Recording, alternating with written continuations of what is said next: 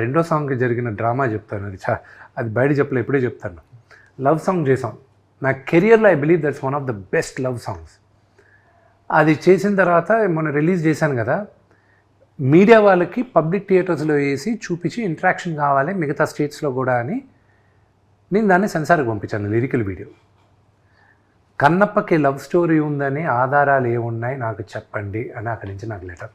Censor వాళ్ళు నాకు I was like what this, he had a wife, her name was Neela. Okay, he had a wife, పాత్ర పేరు నాదనాథుడు, అవన్నీ ఉంది హిస్టరీలో.